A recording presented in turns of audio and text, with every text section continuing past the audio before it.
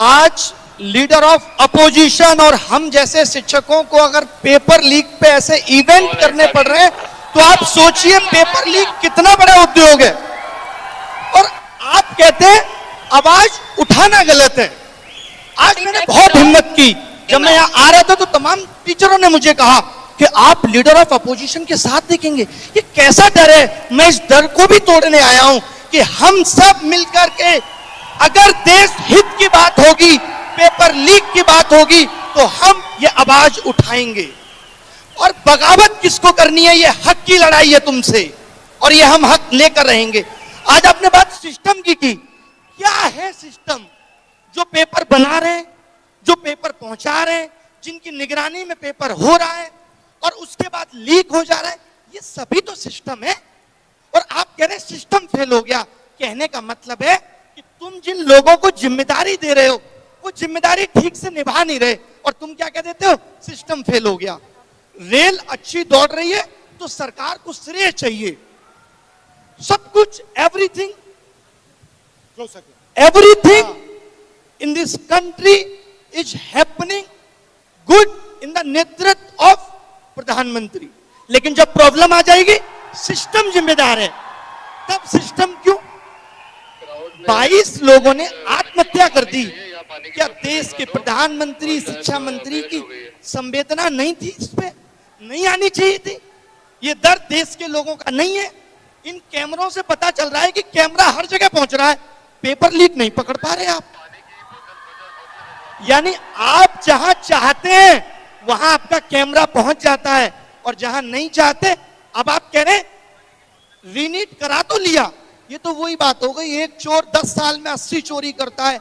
एक बार अपने उससे चोरी किया हुआ धन छीन लिया, बस काम खत्म हो गया। ये कैसा न्याय है साहब? एक इंसान को भूख सिर्फ रोटी की नहीं है, उसकी पूरी आगे आने वाली पीढ़ी इस पेपर लीक से प्रभावित होगी। मैं ये मानता था, राहुल जी आपके सामने कह रही हूं कि my PM is very visionary. ये कैसा विजन था कि हम नकली डॉक्टर बना रहे हैं, हम नकली इंजीनियर बना रहे हैं, और फिर हम आगे आने वाले 10 साल पे इस पे चर्चा कर रहे होंगे फला पुट टूट गया, और ऐसा होना शुरू हो गया है। ये क्यों हो रहा है? क्योंकि हम पेपर लीक नहीं रोक पाए।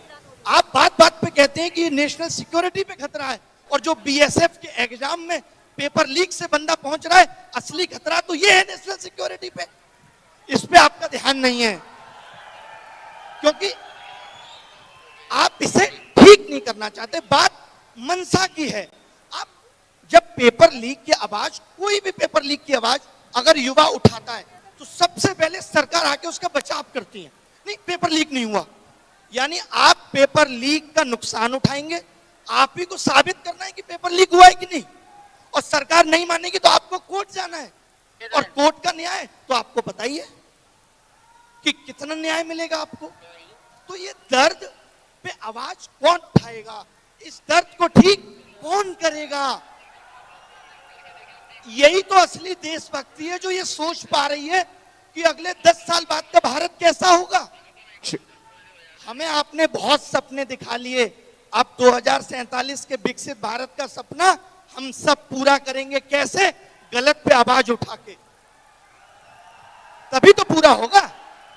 वरना आजकल बहुत रील आती है सोशल मीडिया पे, एक गंदा सा कमरा होगा, रील आएगी, एआई साफ करके तुरंत डेवलप कर देता है।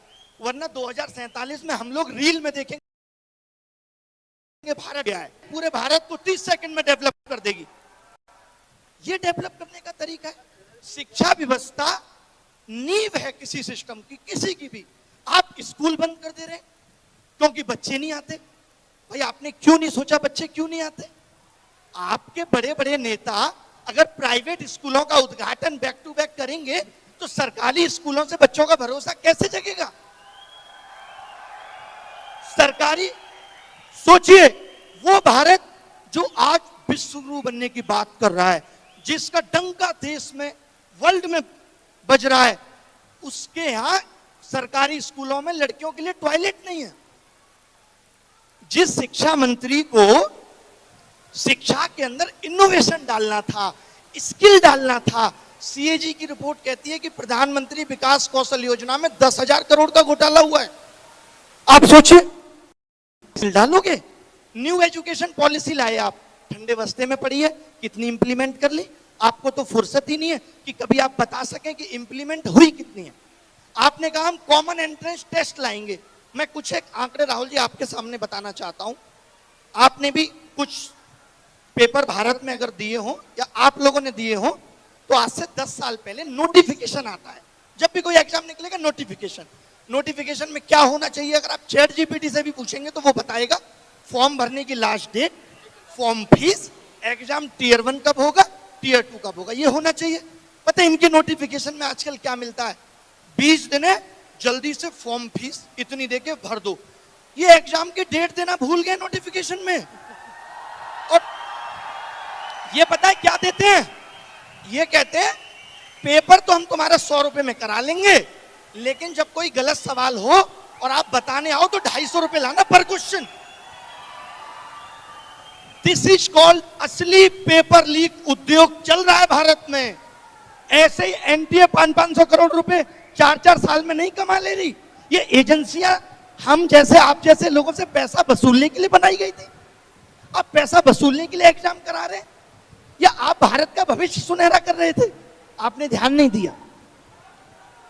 नीट जैसे एग्जाम में, नीट का एग्जाम कितना बड़ा एग्जाम है, क्या उसमें गलत सवाल ना हो इसकी जिम्मेदारी सरकार नहीं ले सकती? ये कहते हैं ये गलत सवाल पे 250 रुपए लेंगे आपसे, गलती तुम करो और पैसा हम देंगे तुम्हारी गलती सुधारने का। और फिर लोग कहते हैं शिक्षा मंत्री की क्या गलती है, सिस्टम में कमी है, शिक्षा मंत्री ने पेपर लीक नहीं किया। तो शिक्षा मंत्री ने तो पेपर बनाया भी नहीं है, जरूरत ही नहीं है शिक्षा मंत्री की, सिस्टम ही रहने दीजिए। क्यों रहना है शिक्षा मंत्री, बनाना क्यों है? आप कुछ कहना चाहते हैं राहुल जी, आप कुछ कहना चाहते हैं? नहीं, आप काफी पैशनेट हैं इस चीज के बारे में। जो आप कह रहे हैं उससे मैं सहमत हूं। मैं कोचिंग बंद कर चुका हूं, 6 साल हो गए मुझे केवल और केवल इस पेपर लीक उद्योग, एजुकेशन सिस्टम और एग्जाम सिस्टम को सुधारना है। और दुनिया के किसी भी मंच से अगर शिक्षा व्यवस्था की बात होगी तो मैं जरूर मिलूंगा। मुझे अब नहीं काम करना है, मेरा जिंदगी का थ्रिल इसी में कि मैं चाहता हूं कि ये पेपर लीक थी। बट एक चीज पे तो कंसेंसस हो सकता है, पॉलिटिकल कंसेंसस हो सकता है। देखिए, राजनीति छोड़ दीजिए, बिल्कुल पॉलिटिकल कंसेंसस हो सकता है कि पेपर लीक को, एक छोटा सा स्टेप है, बट पेपर लीक को हमें खत्म कर देना चाहिए। फर्स्ट स्टेप, ये तो कंसेंसस हर पार्टी में हो सकता है, और इस कंसेंसस को डेवलप करना और इसको इंप्लीमेंट करना सबकी जिम्मेदारी है।